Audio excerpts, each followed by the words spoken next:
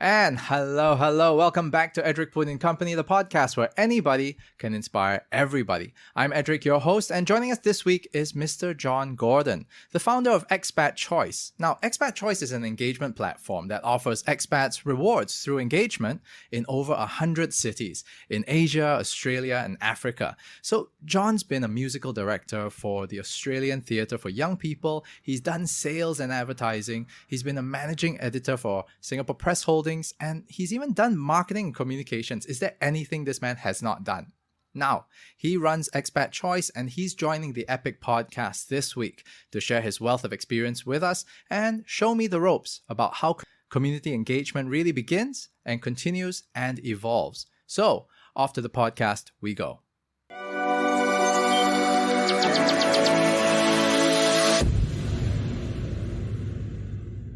Hey, hi, John. Hello, how are you? I'm great. How are you? Yeah, good. Busy as always. That's a good problem to have, isn't it? Especially in this bloody climate.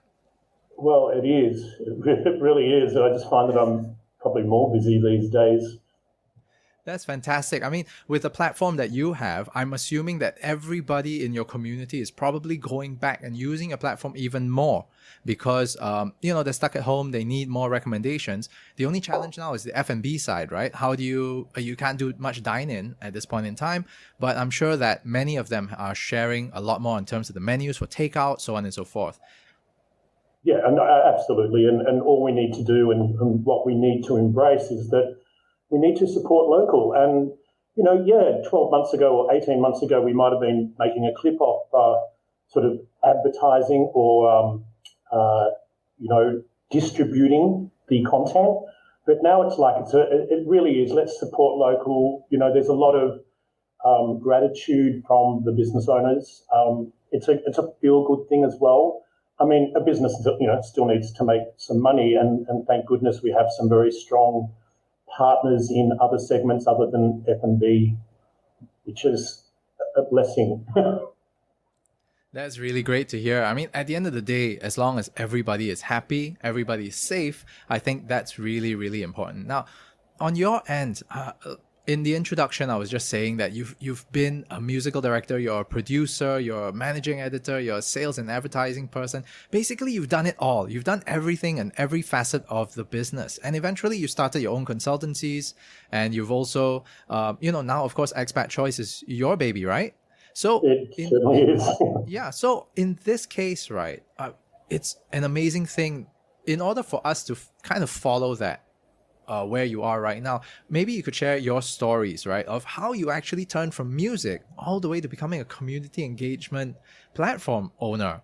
I don't even know what it is or how to term it. Okay, well, I mean, first of all, just to put everything into perspective, I am 57 years old, so I'm not 37 years old. I'm 57. I don't know what's going on. I think it's this healthy sort of Singapore climate that just sort of opens the pores or something like that. But yeah, I'm 57, and going backwards, I think it's important to note that the age of 35, after a really strong and deep and committed career in music composition and youth music, I decided that I wanted to see change. And it's not when I moved to Singapore. It was 10 years before I moved to Singapore. And so after my music career, which I'll touch on, and the importance of dedication, commitment, and those 10,000 hours of perfecting something so that you can do it without thinking, which is all about learning piano, learning conducting, being a composer. If it's 10,000 hours, it's 100,000 hours. So, I really, managed to walk the boards I needed to walk in my music career, but I just felt I needed a sea change. I wanted to do something, and I didn't know. And it was such a big decision at the age of 35 when the Sydney Conservatorium, whom I was lecturing for, came back to me and said, right, so, here's the contract for the next 12 months. And it's like, do I really want to do this again? Like, after 9 years of teaching theory and musicianship and vocal training, and not vocal training, or oral training, understanding 155, 165, 178, all this sort of stuff, being aware of what the music is that we're listening to and being able to interpret it, I just got to the point, I don't think I can do this anymore. I mean, I was teaching piano to about 20 students, ranging from very young, talented children to adults that were very keen. But, some weeks would be like, I just don't feel like teaching this week. I think I'll just cancel everything this week, and I'd cancel all my students. I think, what am I doing? There's something wrong here. There's a disconnect. So when the conservatorium came back to me at the age of 35 and said, here's your contract, next 12 months, I said, no, I'm not. But it was exactly aligned at the same time that someone in my life, a very dear friend of mine, Megan, she said, why don't you try sales? You've got such a great personality. You could sell ice to Eskimos. I'm like, really? Like, I've never thought about that. And she's like, well, face it, John, you've been selling yourself all your life. You've been going for grants with the Australian, Council for the Arts. You raised $100,000 to put on your own opera with an orchestra and with singers and with dancers at Nida Theatre in Sydney. You produced a musical for the Singapore Olympics called Beyond the Game in collaboration with the Australian Theatre for Young People, the Australian Youth Orchestra, the Australian Youth Choir. I mean, it was massive days. I mean, we performed at we as a group performed at, like one of the rugby grand finals, and it was broadcast globally. And in these days, it was so, where are we today? Oh, we've got to be at the Oval, and we've got to do rehearsals, and we're, beaming globally at 2:00. Oh, okay. And then what's after that? It was such a great time. But it was a time, and it was time for me to move on. So one thing led to another, and I left my music career, which was great, and I still play and I still communicate musically. And I was offered a role, like a really interesting role in sales at Yellow Pages in Australia. And this was like just when the internet, like it was 1995 or something. And the internet was like, who's going to buy anything on the internet? It really was a bit like that. I remember when I got my first text message from a friend, and I said, oh, come on, why don't we just ring ourselves? What's this text? So I was offered this role, and in the first year in this role, the most amazing thing, which will hark back in our conversation, is about training, about those 10,000 hours. The one thing that Yellow Pages did in Australia was they gave you like 7 weeks induction.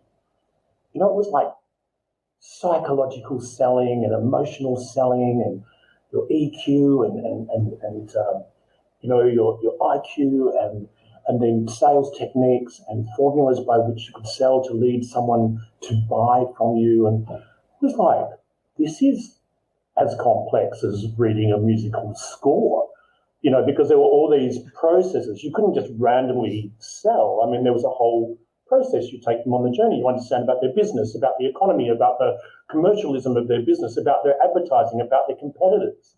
Then the X factor, put it all together. It takes this very special sort of mind, I think.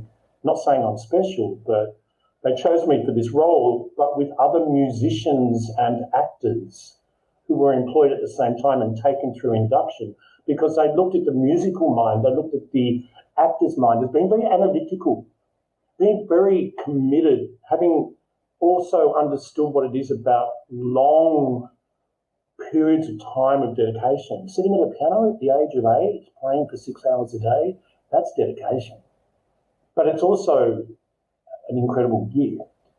So going into sales, I did 9 years or nearly 10 years before coming to Singapore. And I had an amazing ride. And what I got out of those 10 years was travel, financial security, great memories. Being in the top 1% of sales with Yellow Pages in Australia meant that every year you were sent somewhere around the world as a thank you, I suppose, for the huge amount of money we made for Yellow Pages in those days. And so I went to Paris, and I went to New York, and I went to Cancun, and I went to South Africa and Cape Town, and and the list goes on. And it was an amazing period of my life. And then it was like, wow, I learned so much about advertising, and then I went from print into into digital, then from digital into mobile. I was like the first salesperson in Australia to sell a mobile advertising solution to Avis Rent-A-Car. Wow. So it was a lot of fun. It was like, what we were selling was position, so you were saying, well, if you don't buy it now, someone else is going to buy it. One of your competitors is going to buy it. So it's like, the fear of missing out, like, FOMO. So, it's suggestive selling, but it was the most probably poignant purchase that brand in Australia did in like 2000 and let's say 5.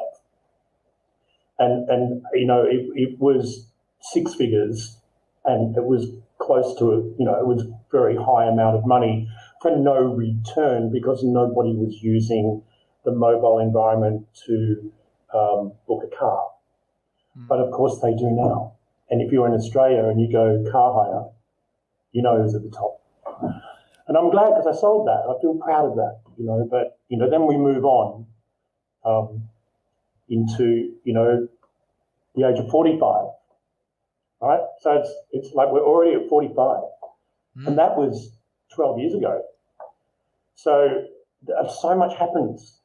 So much can happen. And when I came to Singapore, I worked for Yellow Pages here, and I taught them all the skills that I'd learned over those 8 or 9 years or 10 years in Australia. And it was a great job. It was a great opportunity. I managed to secure my PEP. I became a personal employment pass holder as a foreigner, as an expat. By default, I got a PEP, which gave me 5 years to do whatever I really wanted to do in Singapore. I had a bit of money in the bank. I traveled around Asia. But also, I think it was very important, Edric, to understand that it was time for me to really try out a number of things, which brought me to Singapore. So I think in retrospect, that shows from my 20s to 35, 35 to 45, and then 45 to 57. But we haven't talked about the Singapore road, which is probably what we should get into at some point. Gee, what's your reflection of me? Am I crazy? Should I be playing the piano? Not. I mean, Absolutely should I be not. still playing concertos? Absolutely Probably not. Because the thing is that, like you said, you've already closed that door already. You've never given up on it, but it's more of chapters in your life that you're moving forward, isn't it? And at the same time, what I love about this entire story is that you've taken all the skills, and I would assume that because of the musical nature that you have and the ability to see across many different instruments and seeing a production as a whole, naturally there's a gift to do project management. There's lateral thinking ability to be able to connect the dots really easily. So I'm not surprised that sales became an easy sell for you, actually, because you're able to then connect all these pieces. It's no different from that of your orchestral or your understanding of an orchestra, where it's placed, why it's there, when it should come in, at what point does it crescendo, when is your climax moment that you have to be able to close, and do that closing statement. So it's the same thing. Anybody who's in sales like myself, I'm in sales as well. So I see sales not as just something that's very technical, but as a form of communication, and also, more importantly, as an art form. There's absolutely. I see it like the empowerment factor, that we're talking about, the orchestra and being a conductor in some situations. You need to empower your players, or else they're not going to perform for you. That's right. Because they're in control of the string section. They're in control of the brass. So you need to empower them in that whole rehearsal process so that when you're up there in the concert, you're conducting away. They all know what to do, They all know what to do. But you need to empower them. And the same thing applies in this very digital age when we've got teams of editors and interns and dealing with technical developers. I mean, I sat down this morning and I had to go through a scope of work for a new app that I'm bringing to the market, or hopefully bringing to the market should happen. But to actually be able to interpret literally hundreds of lines of scope of what every aspect of the user journey and the admin journey and the super admin journey, the merchant's journey, the consumer's journey, the contributor's journey, the experience provider's journey. Like, you've got to have it all so clear. Like you need to see it like an orchestra. And I'm very proud that I can do that. And I don't think it's something that you can learn quickly. You need to put those 10,000 hours in, Yeah, agreed. The whole sharpening the saw thing, keeping everything really, really precise to the point where when you need it, you can use it, right? And, thanks so much for getting to that. At the same time, now that you're back in, now let's at the point whereby now you're in Singapore already. What was the moment where you went, look, okay, expats, I think I can do something for them? Was it because of your own journey and the challenges that you had as well, that it wasn't going your way, that you said, hey, I think I can open up a community and I can help everybody else, just like a neighbor? It's a bit of a loaded question because sometimes things happen in life that are very serendipitous to the situation that we find ourselves in. And, the reason why I say that is everything happened because of something. It was like I didn't expect it to happen. I didn't plan it to be what it is. But when it was presented to me, it was like an opportunity that was the golden egg. To be a business owner, 100% shareholder of a business that was fully incorporated in Singapore, it's a very attractive offering. And so the way I sort of came into the expat world was I did a couple of startups. So after I was with Yellow Pages in Singapore, because I had my PEP, I thought, I'm going to spend these 5 years discovering, I wanted to get I always wanted to have my own business in digital. And in those days, in 2007, it was like I wanted a business online, like you thought online, and I always wanted a website, It's so funny. Everything's moved so quickly in the last 14 years.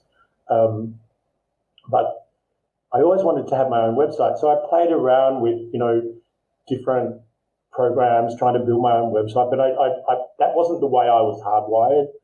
I found it very difficult. So I started to work with other people and we came up with different ideas and that was a bit of fun. It was a bit like a hobby, but I had a business in SMS marketing and my partner, I was 40% owner of the business, my partner 60%. He was a successful engineering recruiting company, and we had the idea of building an aggregation platform where we could send out 100 SMSs in a minute to people. And this is like pre-spamming laws. So we built an SMS platform.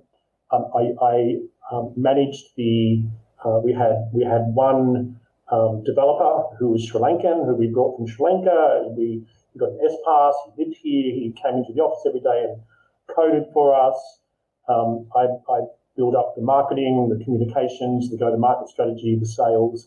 Then I actually got clients, big clients, like Subway and OC, and big, because it was new.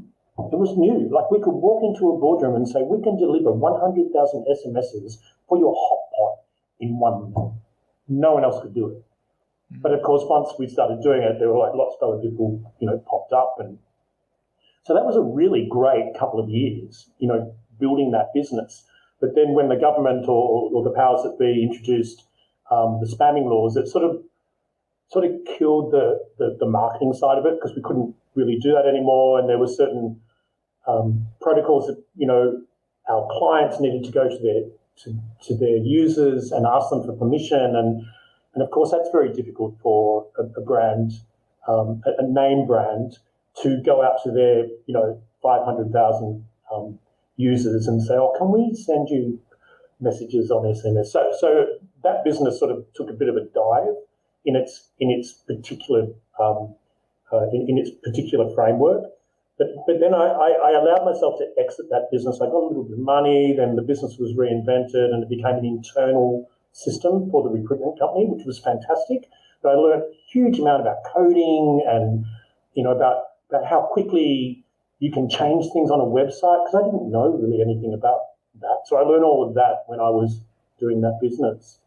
And out of that came a couple of very quick opportunities I started moving towards business process outsourcing and about employment and recruiting. And, I think at the time it was probably the most amount of money I ever made in my life, working for business process outsourcing, where I was project managing a Malaysian call center fulfillment of 100 people a week. And so there was a lot of money involved, and but my heart wasn't in it. It was great money, but my heart wasn't in it. So I just sort of, after 6 months, decided, okay, I've really got to think, what do I want to do now? So I actually thought, I'm Australian.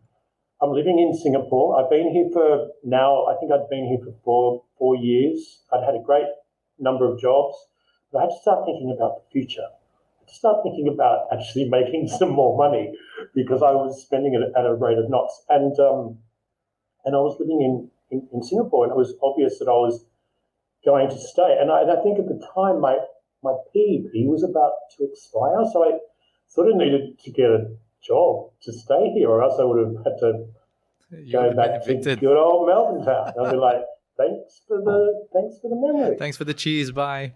So what I did, I was very strategic. I contacted a number of Australian businesses, and I introduced myself to their recruitment, their HR. I went and met different Australian companies, like basically for what could I do? I can sell, I can train. I'm very flexible.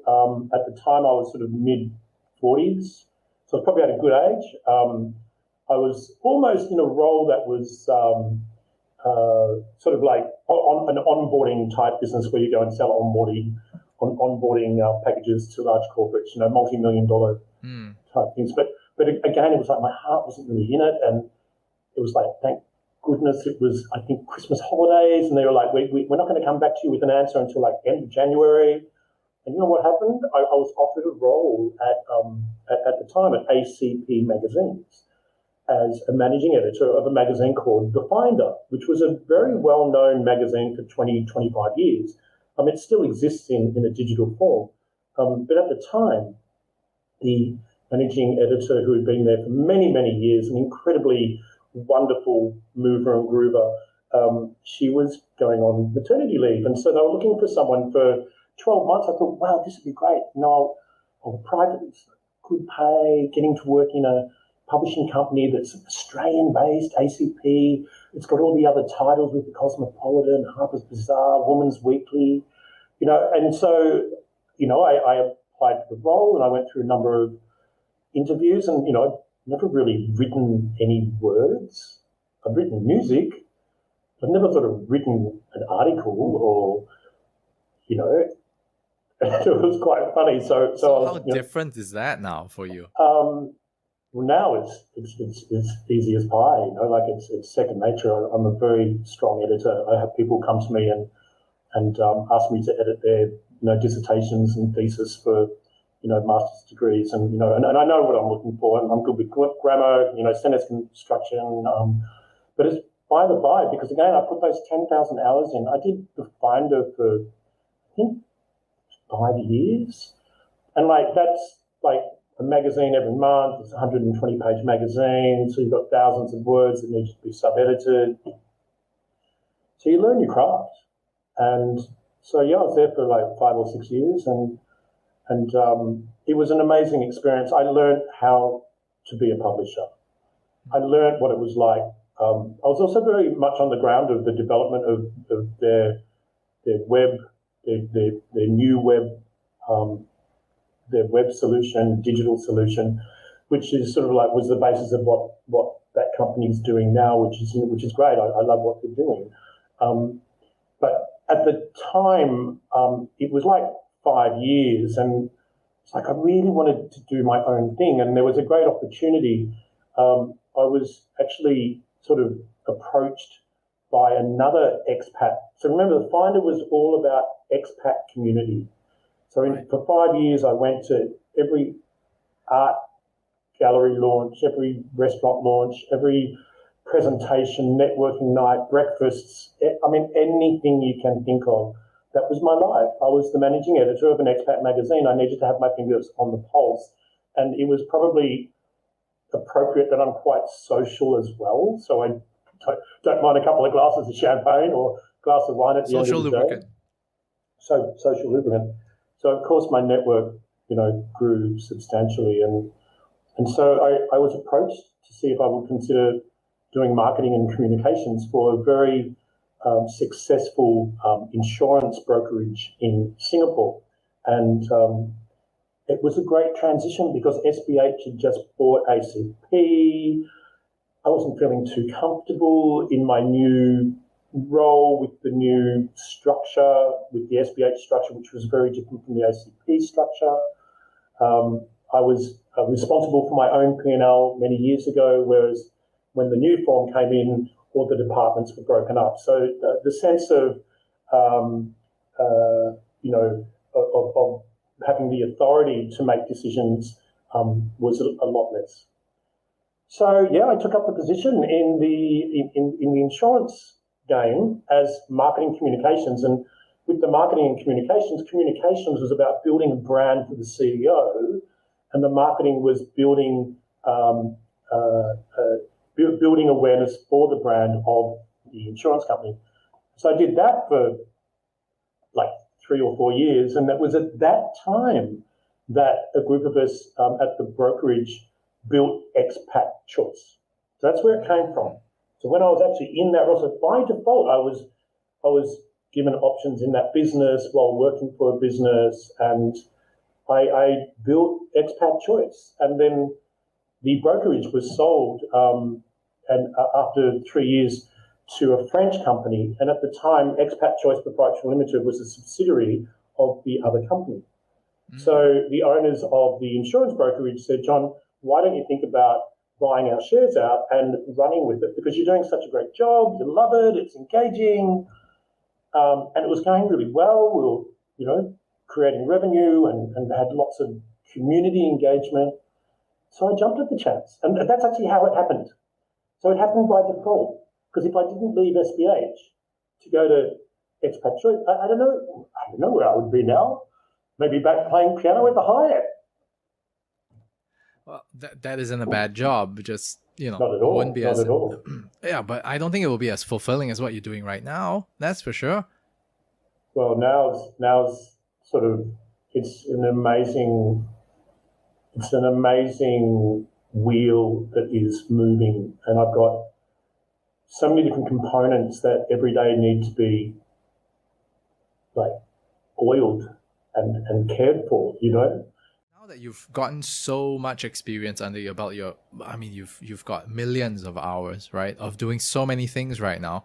I mean, from thousands and thousands of hours every role, now you've probably clocked millions of hours already. The next question is, did you ever see yourself, like envisioning that point whereby all of a sudden now, I'm part of a community, or I'm spearheading a community? Did that ever dawn on you? And is that something that you've always wanted to do? I don't think it's always what I wanted to do, but when I go back through the different stages of my careers, I was, on a stage with a spotlight playing the Greek piano concerto at the age of 15. I was a model in my 20s in Vogue and walking on catwalks to make money while I was a student. I was the teacher in front of the 40 people in the lecture theatre saying, listen to me, because if you listen to me, you'll be a good musician. And I did that for a lot of years. So I was being put on the stage, and you have to perform. You can't just crumple up, you have to perform. And I think that the idea of community engagement, what changed over the years is that, I liked my authority, but I also really was thankful that I could empower people around me, because everyone needed to do their job. And as you start to realise, you've got photographers doing that, and you've got writers doing that, and you've got designers doing that, and you've got salespeople doing that. Right. What you're really doing is you're engaging everyone to get the end result, to move to the end result, but empowering everyone to do it. I mean, sometimes the relationships break down and the empowerment turns into something ugly, which it happens in all work environments. Yeah. but the community, the idea of the community engagement, I think what really changed was when I left ACP, ACCA, SBH, and went to expat insurance brokerage. I was really in touch with the community. I was in touch with change makers, catalysts for change, innovative business thinkers. I became very involved in webinars, participating in employee engagement management sessions in my marketing communications role, where we really pulled apart what does it mean to engage with our audience? What do we need? And so what you start to realize is you need to have ambassadors, or you need to have key people of influence. You can't just do it all on your own. You've got to sort of find pinnacles, which is leading towards where we're at in this day and age with community managers for businesses, because it does start off from, listen, influencers, how to become an influencer. Everybody wants to be an influencer. By default, I'm an influencer. People listen to what John Gordon says. Oh, well, John Gordon says that donut's good. We're going to try those donuts. Mm-hmm. The only time, well, not the only time, but you'll hear when somebody doesn't like the donut. But the 1,000 times that the people do, you don't need to hear it because you know they're enjoying it. So it's about engaging those people that are not so much influencers, but are change makers, catalysts for change, people who want to contribute to a wider community on a positive level, and not always have to be one to bag something up, one to give a negative review. I say if it's negative, I'm not really concerned about it. Like, I don't need to listen to the negative. I haven't got enough time. There's so much noise on the internet. I don't have time to read all the negative reviews about some new restaurant. I just want to read the good reviews about a new cafe, because I don't have time. And I want to cut through the clutter. So I want to listen to people that are contributors. I want to listen to people who are ambassadors. I want to listen to people who are key people of influence in their community. And they don't need to be a foodie. You don't need to be a foodie to enjoy a restaurant. Right. You need to enjoy the atmosphere. So the people that I have as contributors on Expat Choice in Singapore, there's a core group of about 20 people, and all of them have their own careers. You too could be one of my contributors, because you have your own career, you've got your own podcast, and I would want to listen to what you have to say about a certain experience, be it an art gallery, be it a spa experience, be it like a sports experience, be it a food and wine experience. I'd like to read what you have to say, and I want to make a decision about what you say, not about what an influencer who's a foodie has to say, but that's just my thing, right? Not everyone's like that. Some people love just reading through all the things about the foodies, and we've got so many great food critics in Singapore. But Expat Choice is not about that. Expat Choice is about the community of contributors who are reporting on local experiences and sharing them on the expatchoice.asia network. It's as simple as that. So, I'll just repeat that, because we are a community of contributors who report on local experiences and share them on expatchoice.asia. So it's like, hang on a minute. We're not like a magazine. We're not like SG Magazine. We're not like Lifestyle Asia. We're not like the Finder Magazine. We're not like Expat Living. We're not. We're a community. And all the content's coming from the community, and people forget that. Like, we do have our own in-house unique content, like 10 best steaks, 20 best donut shops, where to get a milkshake in Singapore, because we need to do that, right?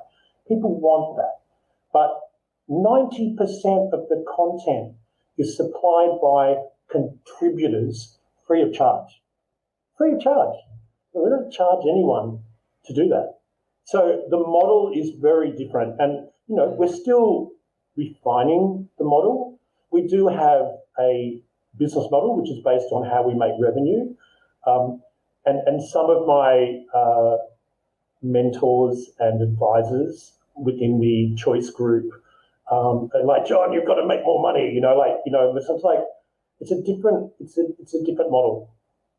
Right. So it's like once we engage more community contributors, ambassadors, key people of influence, it's only natural that new clients come, because what we're doing is building community.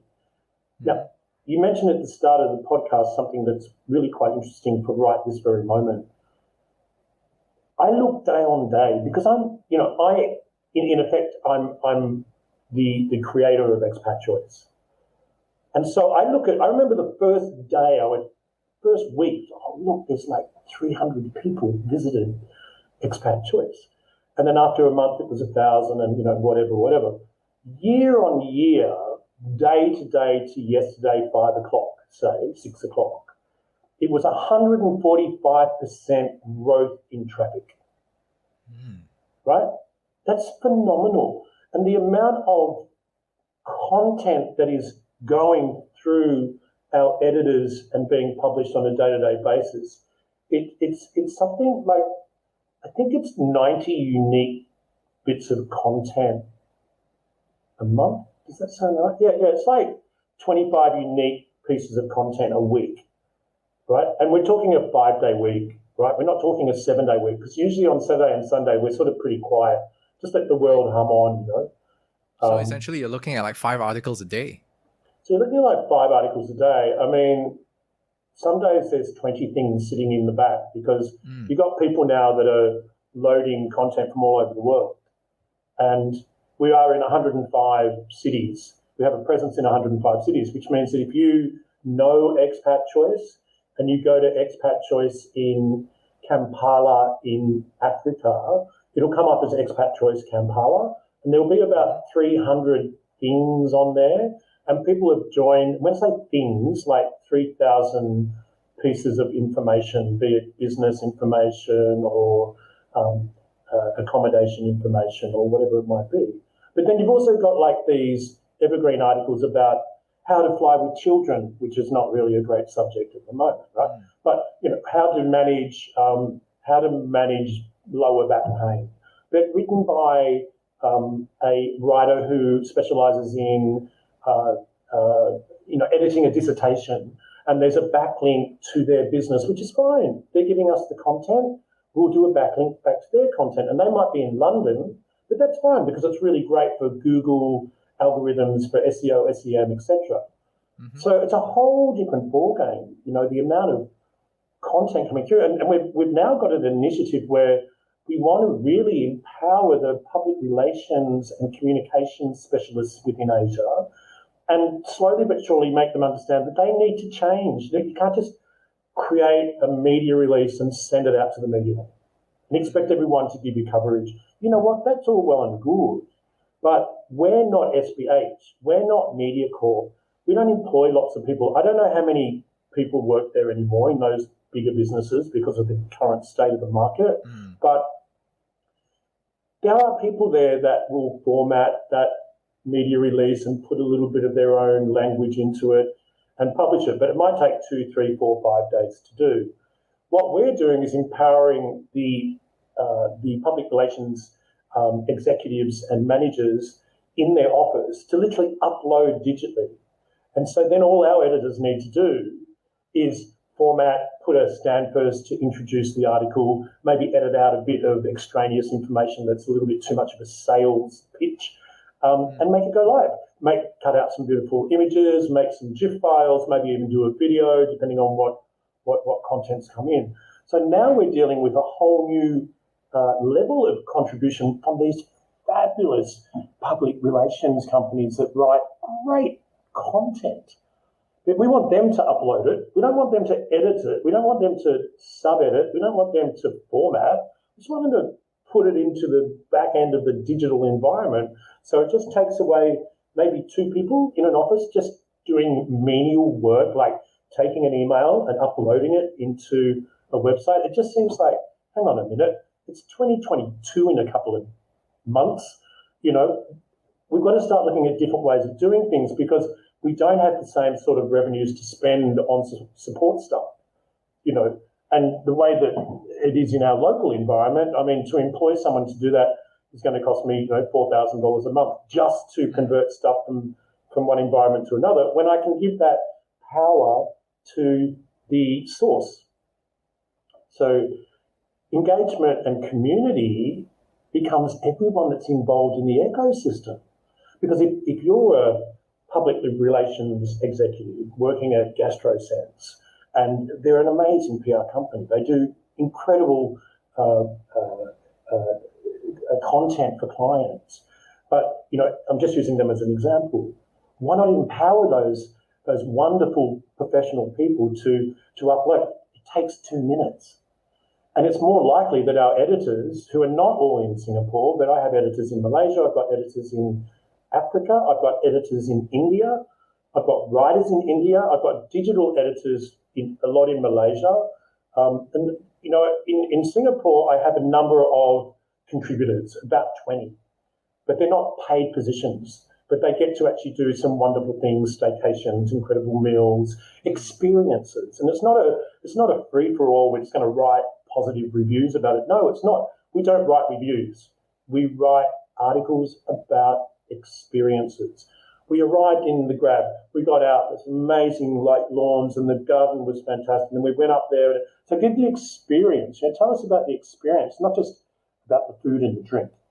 So, there's a lot of information there, but I think you can see what I'm saying, that we really empower the ecosystem to be our community. And in turn, people know Expat Choice far beyond if we were pushing it to them through paid marketing on Facebook. We have never, in 3.5 years, it was nearly 4 years, we have never spent 1 cent on marketing Expat Choice.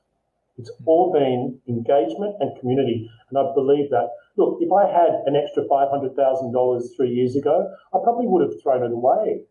I don't know if there'd be any more people using our platform now than the approach that I took was empower the community, empower the ecosystem to take ownership. And from what you're saying, right, do you feel that back in the day, right, when it came to starting out this thing called community, as we know now, previously it was just about getting your fans or your followers in that sense.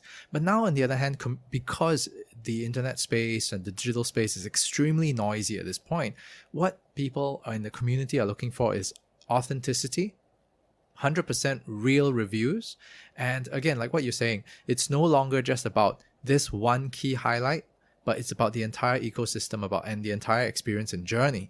So do you think that the marketing of back then, of the way that we actually connected with our community, let's just say, for example, from the first day you started versus now, how much has that changed over this time? Okay, I think when we say started, Expat Choice. Expat so Choice, in yes. 2018, okay, there was a sort of 2018 was when we sort of started to really do things with it because we had built an email database. So the way that we connected with our audience from day dot was through email marketing.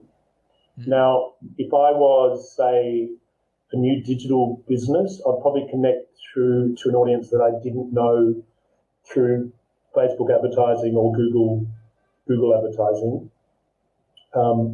which we didn't take that road. We went very personal because we built a very large database. Whereas today, the engagement comes from three main areas. Now that we've got community managers at the local level, so in Bali, in Tokyo, in Phuket, in Kampala, in Africa, about to get Dubai, looks like we're going to have a community manager even in Melbourne, Australia, which is a whole other ball game because we're expatchoice.asia. We want to go to myexpatchoice.com and then it's like, do we lose expat eventually and be, choice? There's a lot of planning for the future. But the three areas that we get the engagement now, as opposed to the one area was email, and then people would just accidentally find us on the internet. But in the early days, we didn't have much SEO optimization. Well, we didn't have organic SEO optimization because we didn't have, a stack of content. Whereas now we've got 19,000 articles out there on the internet that are evergreen. They're there forever.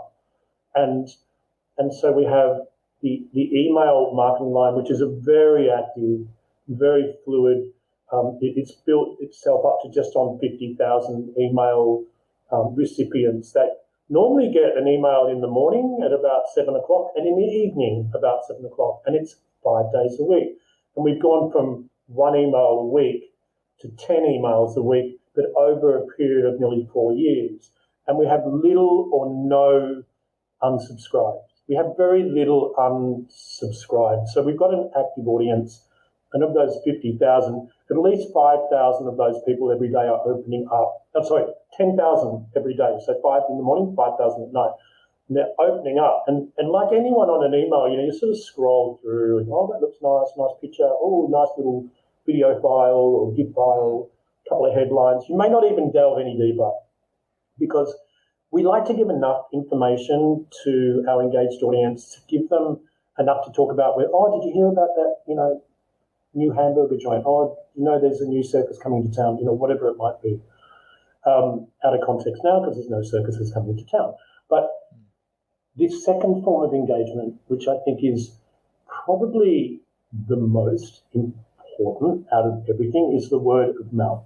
So it actually goes back to 1990 when word of mouth was the most important form of referral, as opposed to traffic that is visiting your website, like the tens of thousands of visitors to Expat Choice on the net that don't know us, don't really want to be there, and are not an expat. So their brand experience is like, what am I doing here? I'm not an expat. Move away straight away. So we don't want to do that mass marketing. We can market, of course, to expats, and we can target as well, but it becomes very expensive. And like the way that we're doing it through word of mouth is those 20 or so people that we've already got in Singapore, they've all got their own networks. So it's like one person.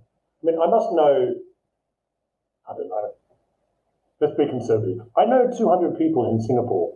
I think I know a lot more than that. I know 200 people in Singapore that know me and they know Expat Choice.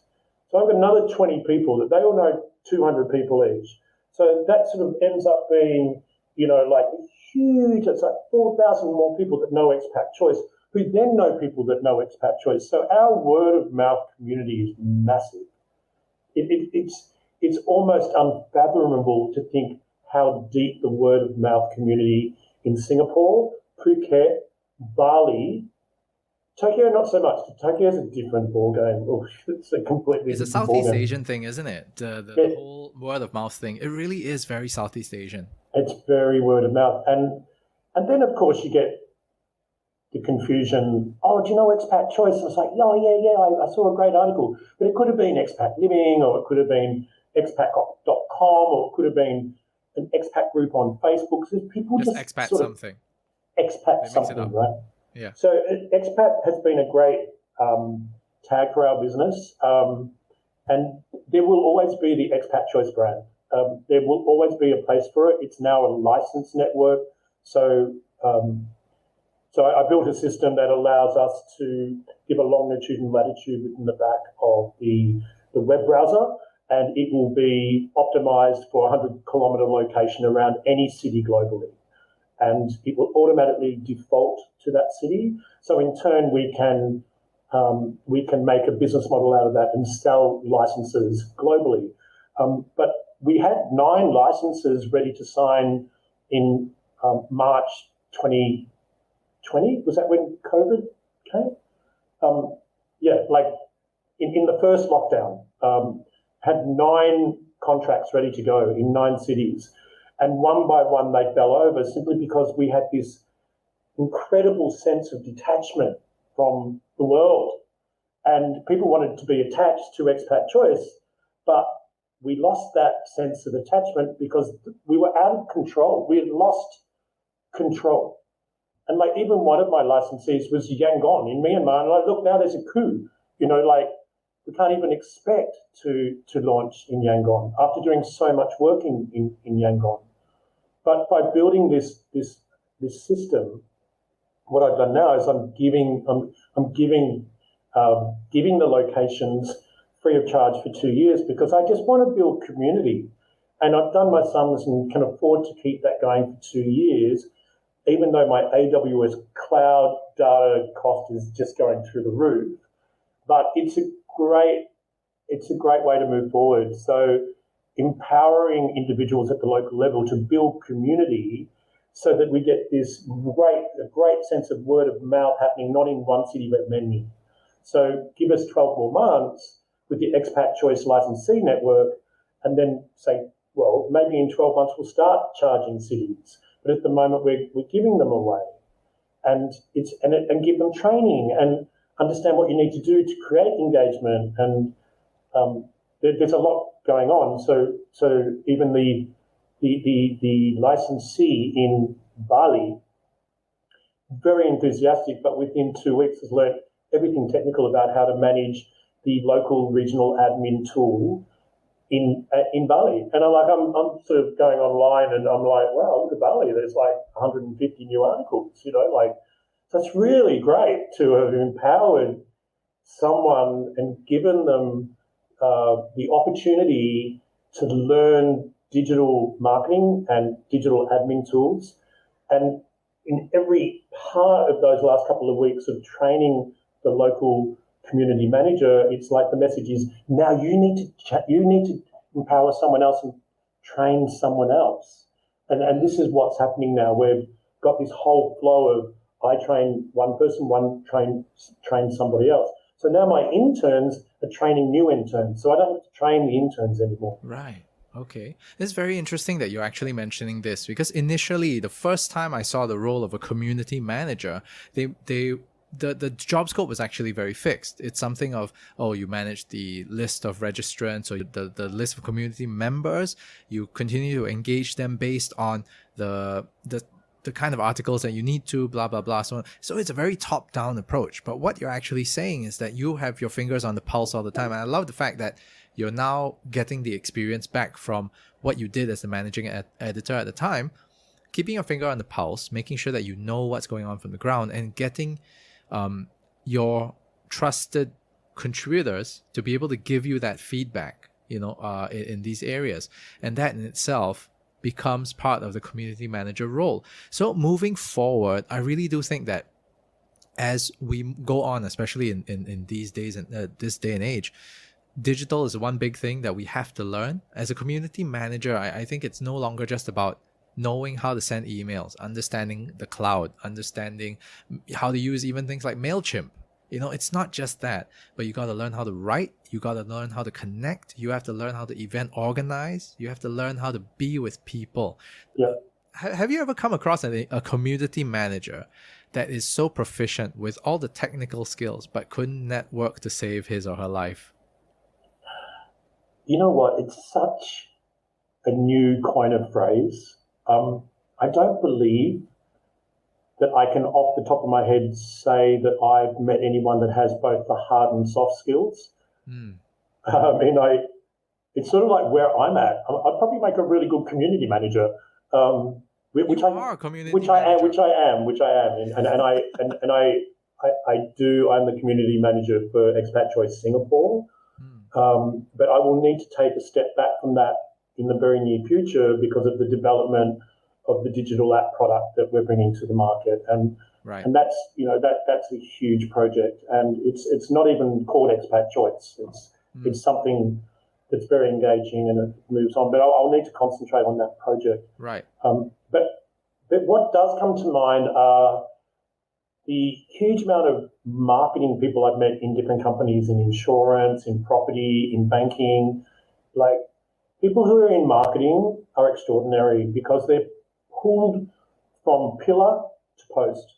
1 minute they're writing a press release, then they're cropping images, then they're attending an event and they're spruiking a new book for their CEO, whatever it might be. Marketing professionals would make prime candidates to become community managers.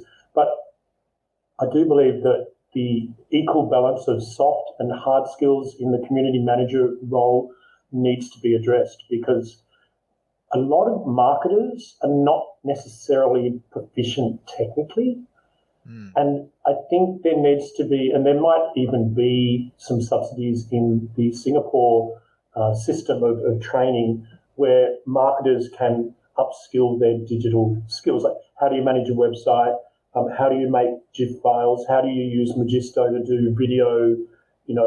How do you do voiceovers? So, like, there's a lot of sort of hard skills that are relying on your soft skills as well. I think it's important that people learn how to do voiceovers and not necessarily have to be a voiceover artist. Okay. Yeah. So we're moving towards 100% video engagement. And if you've just got an image in front of you, as a community manager, you need to take a little bit more time to learn how to use possibly some video, stock video image. Say you're doing an article about wakeboarding, get some really nice wakeboarding images, and you've got some information about 5 top places to wakeboard in Singapore. Just get on a voiceover and go, wakeboarding in Singapore, these are our top 5 locations, boom, boom, boom, boom, boom. And it could be a 2-minute video. And then you put that into a captions editor, and the captions editor does the automatic captions, and you get all that done in 10 minutes. Yep. And then you upload it into your Vimeo or into your YouTube, and then you share the link on wherever. And QR codes, what we love so much. Whatever. But these sort of skills, people are, and rightly so, frightened by the thought of having to do anything like this. But honestly, if we all gave each other the benefit of the doubt, it's actually not a difficult skill to acquire. Once you sort of open up to acquiring the skill, like, it's very important to educate ourselves at every turn. And I'm finding that because I've done all these video files and GIF files and whatever, that I can teach it in a really engaging way. And I think that's the other thing too. Like, if we're going to be teaching people to be community managers, we need to then have leaders who can teach with an engagement to make them want to be good at both the soft and the hard skill. Agreed. Yeah. You definitely want to inspire that kind of energy. But that's one of the things about community manager role. Something that they don't write in the job description is that you really have to love this community.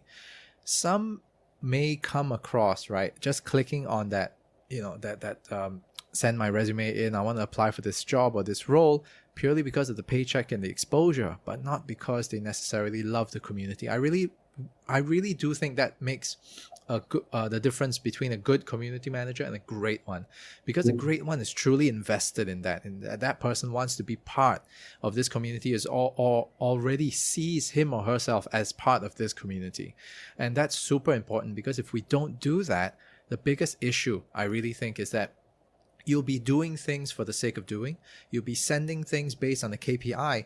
And my biggest gripe about many pieces of many articles that actually come my way is that when I see it, I know that this was written either based on a sponsored article, or it's because this person is only saying it for the sake of saying it. But it doesn't necessarily mean that they care about what I would go through. Am I more budget conscious? Am I more conscious about the facade of the place? Or is it really about the experience that I'm looking for? Or is it really because I like the food? The biggest challenge here is really getting into that, to communicate that and to tell you that, hey, these are the things I'm looking out for. So I love the angle that your writers come through, and the ability to be able to put that there as the experience, So that being said, the evolution of the community manager now no longer needs to write, but the soft side of things, right? Being able to connect with a person, to be able to write something that appeals to the ever-changing crowd. That appeals to that particular generation. I feel that it's really challenging, because how do you write something that's appealing intergenerationally? Okay, there is a key. I believe there is a key. What it is, it's about taking ownership. Like if you take ownership of something, nobody else is responsible for you or for what you're producing. Whether you're a community manager, whether you're a doctor, a dentist, a psychologist, you've got to take ownership. This is why professionals are professionals, because they take ownership. They take those 10,000 hours to learn and then they put it into action. They take ownership. So therefore, when you're working in media and when you're either a writer, an editor, an intern, how do I empower my interns? I train my interns to take ownership. And what that means is every address, every email, every phone number, every website, every Facebook, every social media link has to be correct. So say the intern is working on editorial, then say they're given a press release. I don't want a whole press release copied and pasted from the source into Expat Choice. I want the person to take ownership. Maybe it's the first, the third, the fifth, the seventh, and the ninth sentence as a starting point. Take ownership of the flow and then add the contact details. Keep it simple.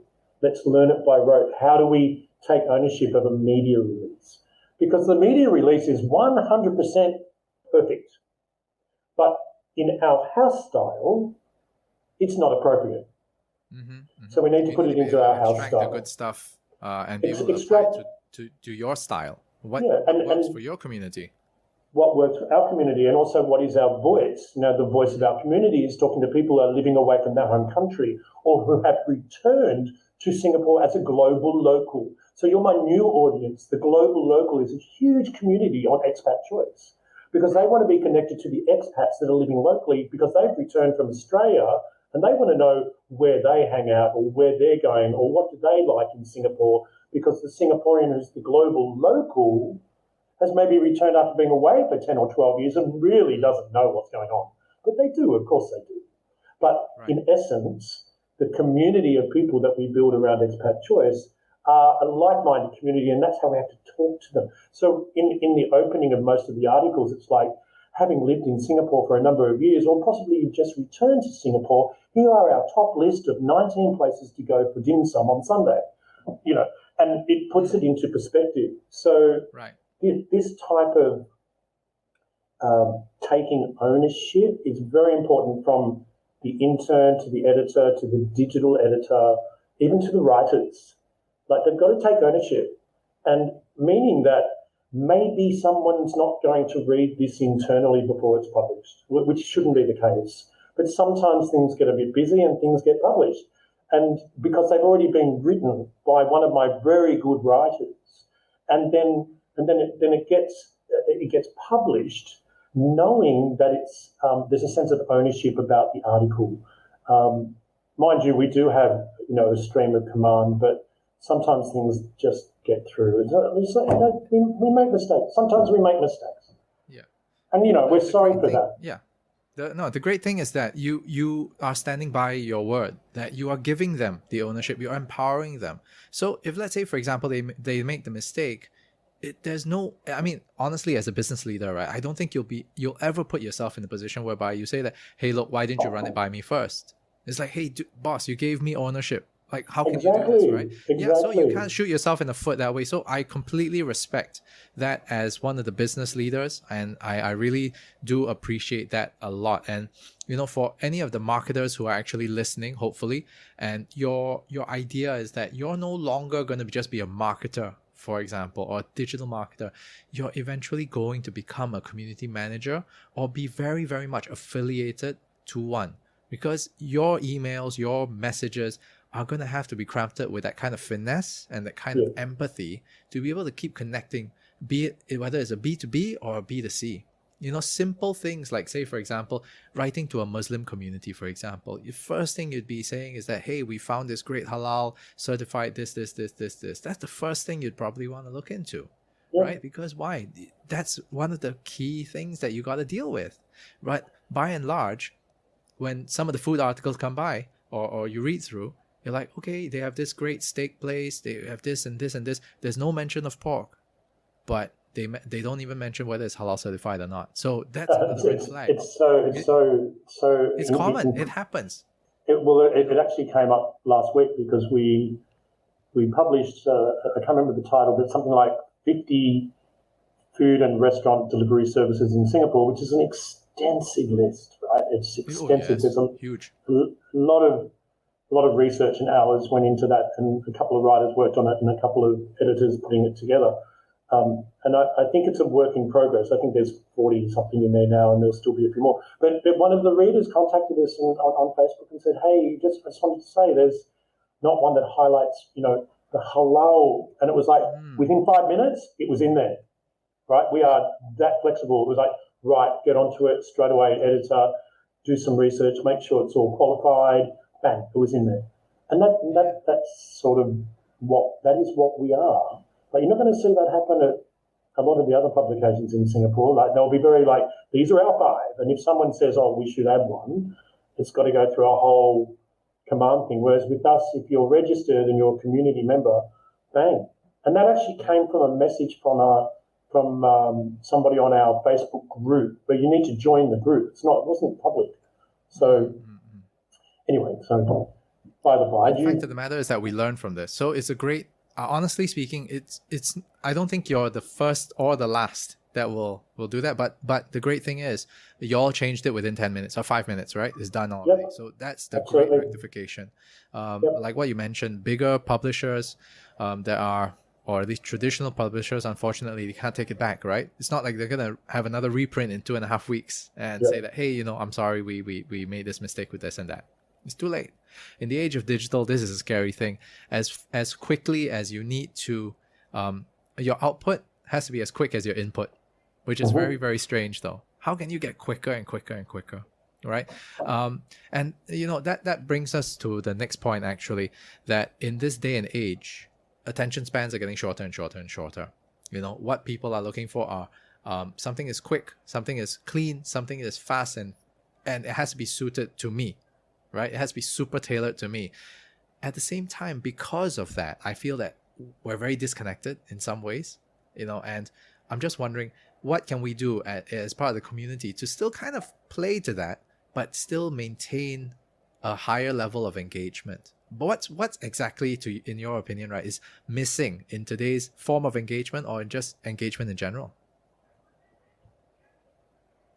I think it's important to understand the essence of who we are. I don't want to get too deep on this because I'm not the expert, but I feel that as human beings, our generic makeup insists that we're attached to a family, attached to a community. Having attachment is one of our core generic purposes as human beings. And I feel that what's happened with the pandemic and the returning phases that we're going through is that this sense of attachment has been challenged by alienation. So we've become alienated in a sense that we want attachment to our webinars and to our podcasts. We want to be attached and involved, but we become the observer. So therefore we become alienated, and therefore we don't feel engaged to be so present within maybe the work environment or within a presentation. Like our presentation here is there's a sense of attachment, commitment, because we're one-on-one, talking one-on-one, visually and orally. So my physicality is being satisfied with my normal attachment to you, even though you're not in the same room and we're not sitting around in a cafe talking or in a lounge room. But because we're spending more time now, well, probably all the time online, well, I know I do. I don't have any sort of face-to-face communications. I mean, you know what I mean, within reason. The idea of being alienated and becoming non-responsive to what's going on in the digital environment. I got on a call the other day. It was actually set up by a PR company. It was for a client launch of a product, which happens quite a lot. And I got on the call, and there was no way of knowing how many people were actually in the audience. Like, I like to know, like when I go to a presentation, like you go to the entertainment center and there'd be like 5,000 people. You know, there's a sense of excitement, and there's a sense of purpose, and there's a sense of attachment to the people around you, and you anticipate, the anticipation of what's about to happen. But then you jump onto these sort of launches or webinars, and it's like, okay, well, I can see there's a facilitator, and there's 3 guests, and 3 of the windows have got branding, and one hasn't because for some reason that person hasn't got it together technically to put the background in. Just little things like that. And it's like, oh, okay, well, this is going to be a little bit drab. And then it all starts, and they're talking to their audience, and it's like, but we don't know how many audiences are there. Like, are there 30 people? Are there 300 people? And then you get like, the after event emails saying, we want to thank our 3,500 guests. And it's like, oh, come on, like really, if there was, why didn't you tell us on the day? It's all of this stuff which is disengaging me to want to do it again. I don't really want to do it again. I actually left. I didn't have time. I would have had time if I was engaged, but I wasn't engaged because I didn't know how many people were there. I didn't feel like I was a part of a community. I didn't feel like I was a part of an audience. I wasn't being acknowledged. It's like the people that are watching this podcast on YouTube or whichever environment, they can stream this podcast. The audience that are here, we thank you for watching, because you are why we are here, right? We are here not just for us to be talking about our professional outlook on soft and hard skills. We want to be here to share our knowledge with our audience, right? So I need to know in those situations if the audience is there, and in turn I become alienated from the situation, which in the long term, the more I do and the less amount of professionalism that comes in to say podcast or work webinar presentation or anything that's streamed, we need to be like really mindful that we need to remain attached, because if we become alienated, it could have a long-term effect on our attitude towards contributing as a professional within our given field. That's where I feel what's missing with engagement. But then when we talk about engagement above and beyond media and articles and content, like what we do on Expat Choice, but just in the big ecosystem of the digital world, one of the best presentations that I saw, and I'm not name dropping, but it was like the Australian Professional Speakers Association. And it was like the most magnificently run, I think it went for a week, and you could like jump in or jump out at any stage, and it was all digital, and it was done with so much credibility, so much professionalism. It had engagement. There was no alienation in any way whatsoever. Okay, they're a speakers association, but if they can do it, can't everybody else do it? Can't we invest more in, like, we have community managers. What about digital managers that train us to understand how to set up the environments and make sure everything's working before we go live? In the one I was referring to last week, which was totally disengaging, the key speaker actually had to get up and at one stage turned around and we saw her backside. And then her husband came in and it was muted off, and it was like all this stuff was going on. It was at that point I left. Right? Like, and I just felt sorry. I thought that was the best part. Well, we're all going to have a laugh sometime, don't we? But it was just a shame for the client, but yeah. So I think, we need to I think what's missing, possibly it may exist, is the focus on upskilling. We need to all upskill. So in my ecosystem, I want my marketing people to upskill. I want my PR people to upskill. I want them to change because you know what? I'm not seeing them change, and everybody else is changing. Right. But I'm really not seeing my public relations ecosystem change within the media landscape.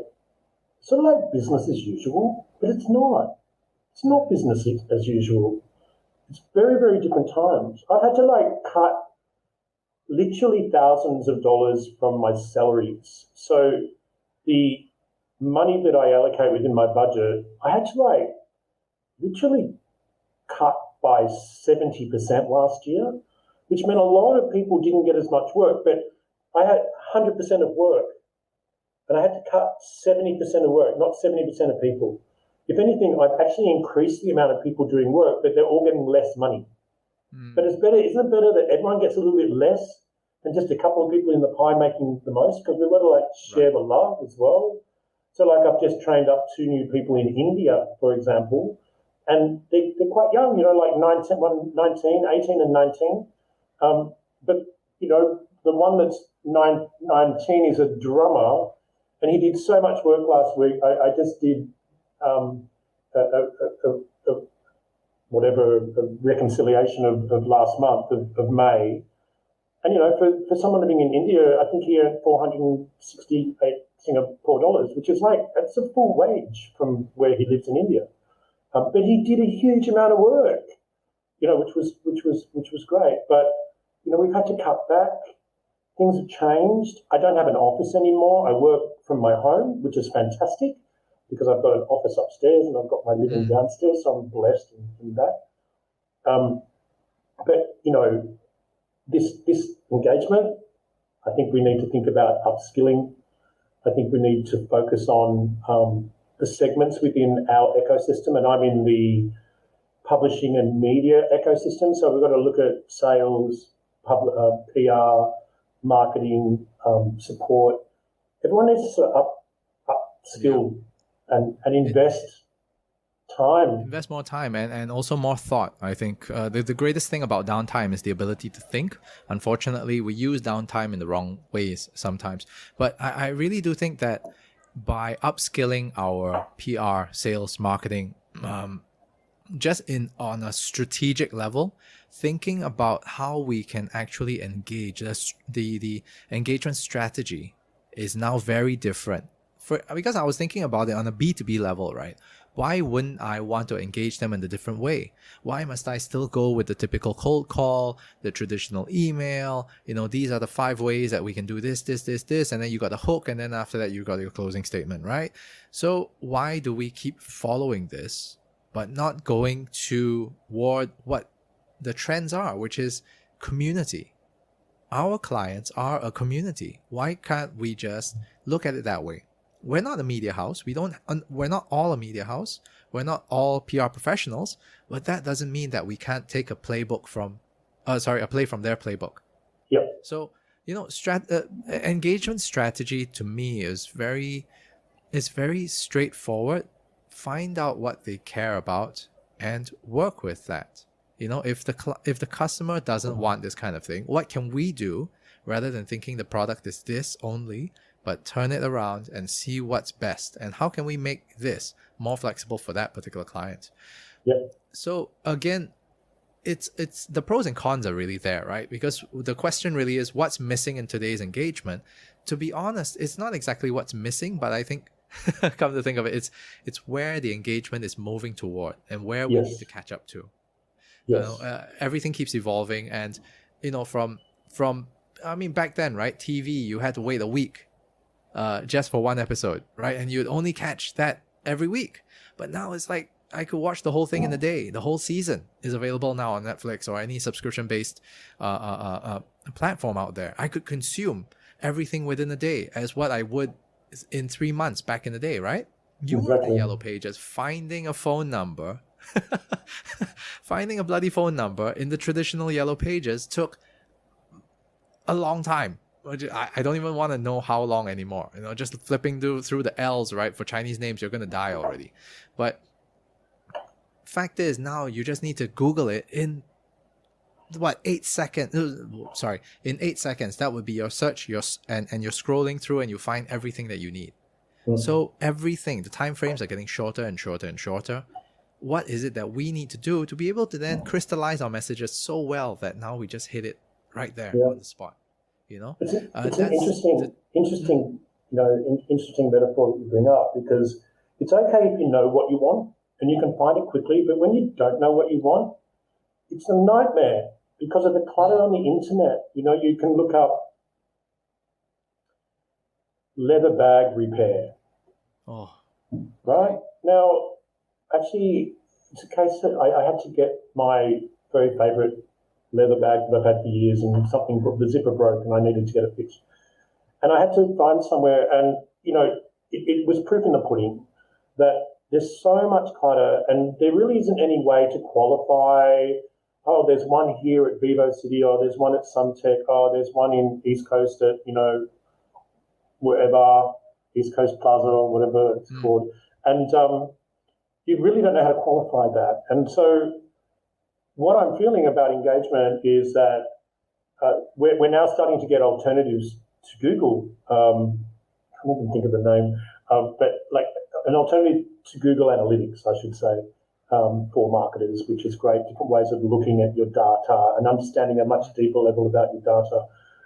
But I do feel that there's two things that are happening that are very evident. One is we still see banner advertising, programmatic banner advertising all over the internet that's selling us a message. It's selling us a brand, okay?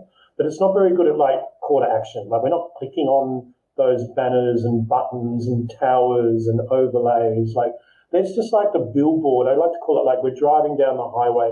Look, in Singapore, we're not really used to this, but when you travel outside of Singapore, of course, for people that are global locals that have travelled around the world, you're driving up the highway between Melbourne and Sydney and you go past 400 billboards. And every one of those billboards costs tens of thousands of dollars. And what are they selling? They're selling a brand. You're not going to click on it. You're not going to ring it. You're just selling a brand. So there, where the engagement comes in is when those brands then spend hundreds of thousands of dollars on content creation. And we start to read articles about leather bag repair. Did we know about the different types of leather, the different leather that comes out in Australia, different types of zips that are made from different types of materials? And did we know that this one is affecting the environment? And there's so much more than just the leather bag and the zip. And this is what brands are investing in. And this is why there's this huge uptake of content businesses. And I'm very passionate about building choice content as a content business. And I look at Expat Choice and I say, what is Expat Choice? We are ideally three things. One, we're sort of like a tech company because we build technical things with a partner. And then we're sort of like a content company. So because we're producing a huge amount of unique evergreen content that's going to be on the internet forever, okay? And included in that is a lot of video content that for clients, we're creating video content and we're also distributing it across our channels, which is our website, our mobile site, and our social media sites, etc. So then what are they paying for? Are they paying for the creation of the content? Or are they paying for the distribution of the content? So with something like SPH or MediaCorp, they're paying for the distribution of the content because they tend to give the creation of the content for free. It's always been, okay, I want an ad in a magazine. We will create the ad for you free of charge, but you'll pay thousands of dollars to have it in the magazine. You can flip that around. Pay thousands of dollars to create the ad and then distribute it free of charge across different mediums. So it's like the way we look at the distribution channels associated with our content, which forms the engagement. So what I like to do is within our current structure, have a bit of both, where I've got premium high-end clients who are, in professionals within, whatever segment. I don't want to isolate, but we've got an even mix. We want to have the content marketing. We want very deep content that is going to be evergreen, so that when we distribute it across the Expat Choice network, it'll be found across the search environment forever. So it needs to be a relevant article that has good SEO. It's been optimized with SEO so that we've got the right keywords, etc., etc. But then with that, we want to make some videos that have got like engaging captions, so that the people that are like on the MRT on their way home can watch the video rather than read it. They might watch the video of all the of the images instead of having to read about the leather bag, and we can see the captions that come in. So this form of engagement is top of mind for all of us now, whether we're consciously thinking about it or not. So you're more likely to read an article that has a great headline and is not of a selling nature. But it's okay to have a backlink to a product, good, or service provider. Okay? So that's the other thing. And then the third area, of course, for Expat Choice is community. So we do three things. We do tech, we do content, and we do community. And you hit the nail on the head that all of our customers are our community. So shouldn't we be giving them what they're expecting, and that's good content? So rather than sending someone, hey, can I tell you that your website has got a really low SEO count and our company can make it better for you? How many times do you get an email like that? I mean, I just got one this morning. And it's like, hang on, how dare you say that to me? Like, I don't even know who you are. Wouldn't it be better like to send me, hi, my name's John, I'm from SEO Optimization Singapore, and here's a great article about 10 things you should know about your website. I'm probably more likely going to click on that. Yep. Right? So it's just how are we engaging with people? People are still sending those lock, stock, barrel sales emails all over the place, trying to create leads. Yep. So yeah, there's definitely something in, what's missing out in today's engagement. It's like we're not upskilling, and we're not actually understanding that our clients are our community, and we need to treat them like a family member, and we should be a trusted advisor at every step of the conversation or of the communication. They need to be treated with respect, and we need to understand that our clients, who are our community, need to take their own control and be empowered by the information we give them, so they can make a buying decision that's qualified. So therefore, I just became the salesperson. But it's so true. It fits in with content creation. It fits in with building community. It does. It all comes together. It does come together like an orchestrated composition. Yeah, because the core of it is still people. It's still that love for people, that love for connecting with people and making sure that somebody leaves with a smile on their face. I really think that these are the best things, about, I was previously in tourism, so that bit has always been with me, to be able to see and, see happy tourists come and happy tourists go, not they're coming here happy and all of a sudden it's like, this thing sucks, I'm leaving, they took my money, that's the worst thing that could happen. And really, that's on a bad day, you'll see a couple of those things happen because experiences were ruined. But they were so interested to come down because of what they had seen, what they have heard, what they had probably, just read somewhere that this was a great experience and we want to try it. But when they actually do it, the disappointment factor is there. And this is the last thing that we want. So you've got the planning, you've got the operations, you've got the marketing, and of course you've got the execution. So yeah, the proof is in the pudding, and you got to make sure that works. This was a great conversation with you, John, regarding engagement. It's such a big topic. I think we could go on for hours and hours and hours, right?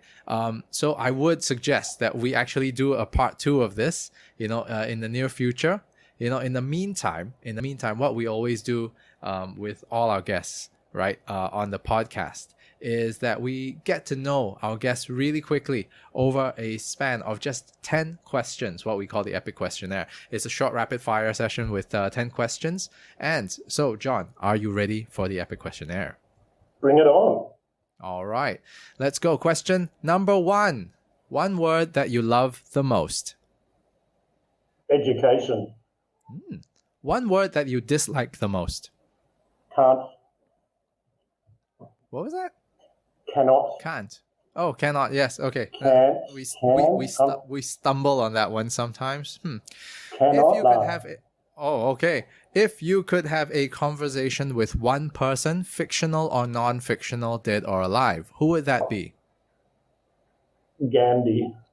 Gandhi. What do you say to yourself in the mirror every morning? Let's do this. Name one superpower that you like to have. I think I'd like to fly. Interesting. Favorite dish to eat? Chicken schnitzel. Favorite travel spot or the next travel spot that you'd like to go to once borders open up? Myanmar. Myanmar. Something in the arts that you've always wanted to do, but yet to do so. Gee. I've done so much in the arts. I don't know. Act. I'd love to act. I don't think I could. He can introduce me to you, so I'll let him know. I don't know if I could do that. Well, you modeled, so that's a good start, right? What does retirement look like to you? I don't even know what that means. Okay, that works for me. And last question, how do you want to be remembered? What's your legacy? By the giving nature that I am, to be remembered that I was a change maker and hopefully a catalyst for change. And fantastic. Thank you so much, John. Now, that was John Gordon, the founder of Expat Choice and a man with a wealth of knowledge. So I'm very, very happy to be able to share this stage with John. Of course, I'm definitely filled with gratitude that he's being able to spend this amount of time with you, with me, and with everybody else. And that's you, whoever's watching and listening out there. Thank you so much. And a big thank you to John as well. Now, ladies and gentlemen, remember, you can go over down to expatchoice.asia to go have a look at what they have to offer. And you'll be able to find amazing articles and great contributions over there as well. And for the rest of you, also do me a favor, hit that like, comment, and subscribe button over there on YouTube, or follow us on Spotify as well. Now, with that is the Epic Podcast for this week with John Gordon from Expat Choice and me, Edric. I will see you next week. Bye.